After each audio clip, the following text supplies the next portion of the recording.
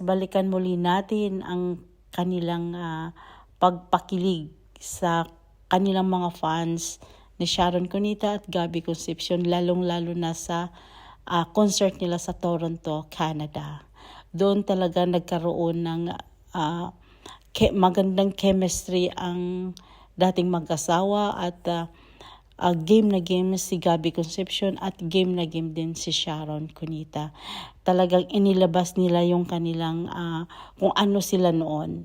Yung tawagan nila at yung kulitan nila at may pa-birthday pa si Sharon kay Gabby Concepcion. At sa mga fans na mga hindi pa naka-move on sa nagiging hiwalayan nila ni Sharon at Gabby ay muli nilang pinakilig. At tuwang-tuwa ang saya ng mga fans ni Sharon Cunita at ni Gabby Concepcion. Mula noon hanggang ngayon, Sharon Cunita and Gabby Concepcion pa rin ang the best love.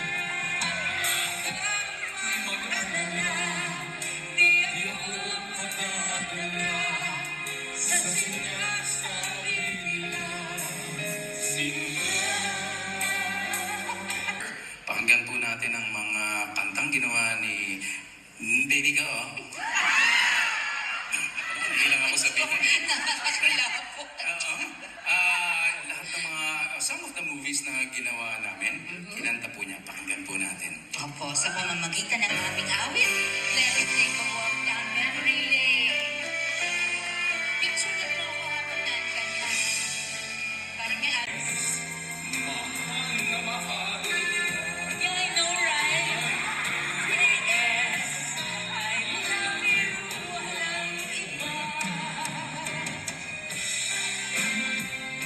Beautiful song by Honor Zuniga, composed by Willie Cruz, in the wedding reception of our church wedding. Okay. Gusto mo ng... Ayaw ko sabihin. Gusto mo ng drink? Pwede mo sabihin. Hindi, advice lang po namin sa inyo. Huwag niyo pong kakantahin to sa wedding niyo. Kasi delikado po, baka maghiwalay kayo. Pero napakaganda pa namang kanta. Kung mag-boyfriend kayo, medyo ayaw niyo na yung partner niyo, kantahin niyo. Pero maghihiwalay din kayo. Pero ito, parang po sa inyo gagawin namin. Pero nung kinanta ko po ito, parang in love kami nun eh. Grabe. Di pa rin nakamove on.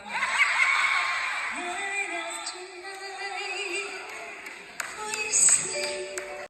Iba talaga ang boses ni Sharon Cunita. Markado talaga ang boses niya. Hindi man siya bumiberet pero iba ang hatak niya. Mapasabay ka talaga sa kanta niya dahil tagus puso.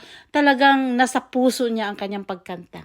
Mukha ninyo, sana magkakasama tayo hanggang mabuti na ang buhok natin lahat.